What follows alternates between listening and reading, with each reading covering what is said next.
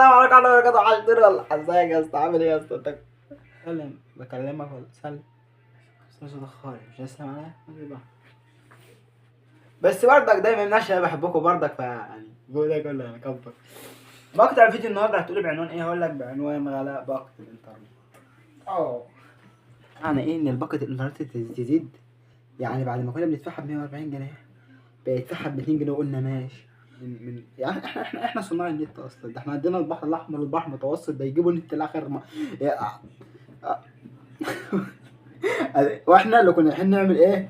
حملة انترنت لا محدود في مصر. انترنت ملوش حدود. مش عايزه محدود. خد ارزع خد امسك. ودي حلاوتنا احنا اللي احنا بناخد على دماغنا ونقول لي ايه؟ تمام كده ابتسم حاجة جميلة. إيه انت جميل كفاية مش عايزين نكبر بقى.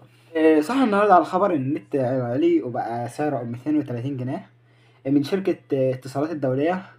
وهذا مما يعني ان طبعا محتواه كله قايم على النت طبعا يعني.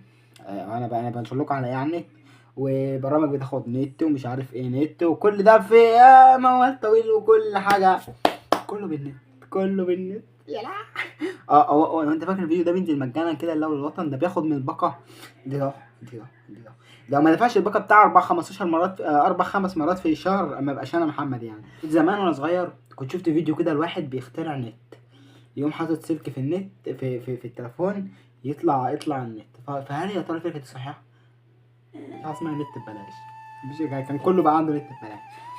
فعشان كده نطالب بكل أدب وبكل حرية رأي وبكل نرجسية ان احنا نخف من باقة النت. طبعا ده مش محتواي يعني نقول لكم اخبار اقول لكم بس ده ترند واحنا قلنا ايه ترند مش عاجبنا نقعد نتريق عليه فاهمني. ولسه مكملين برضك على مبدأنا وعلى سلسلتنا وعلى نهجنا. شوف طب انا كلمتها بص ايوه خد بالك اهي يلا يا بنت الكلب.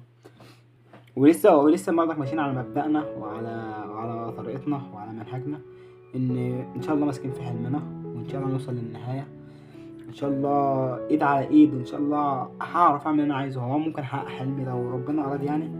بس ما تنساش بقى تفعل زر الجرس. انت اهم حاجه ان تفعل زر الجرس والاشتراك في القناه ده اكبر داعم ليا. يعني انت مثلا لو تشوفني مثلا وانا واقف بتفرج مثلا على مثلا القناه زيت قد ايه زيت 1 زيت 2 زيت 3 انا ببقى مبسوط بحاجه زي كده. فوق كده وكده انا ان شاء الله هدفي ان انا اوصل 1000 قبل شهر 12 ودي حاجه صعبه جدا.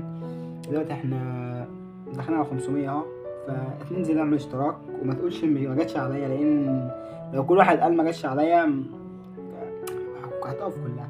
وصدقني يا اسطى الفيديوهات دي بنتعب فيها جدا. انا او اي صانع محتوى بيقدم على المنصه ديت بجد بيتعبوا والله. بيتعبوا كتصوير كمونتاج كاضاءه اللي هو مثلا ممكن ينسى حاجه ما عملهاش كمثلا ان هو ما عندوش مايك مثلا يتكلم بيه زي حضرتك كده. فخليك دايما اكبر داعم ليه وحب لاخوك ما تحب لنفسك. ومن لا يشكر الناس لا يشكر الله. عشان كده الف شكر كل واحد حط لايك.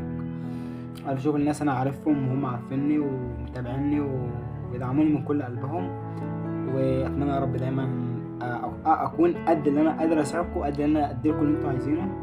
وده طبعا كان بعنوان النت غالي والدنيا وهو مش عنوان مقطع فيديو قد كده بس ادينا عملنا اللي علينا يا صاحبي. عشان خاطر لك ده بيأثر بيزود المشاهدات بشكل كبير. ومتنسوش بقى الفيديو الجاي طبعا مش هيبقى زي ده. مش هيبقى اللي هو ايه اخباره كده. لا هيبقى ضحك بقى ورياكتات ودنيا والعاب ورعب هتبقى دوار. وبحبكم سلام. بص هي وجهة نظر تانية بس ان شاء الله في انترو جاي هيبقى دمار استنى كله جديد. سلام.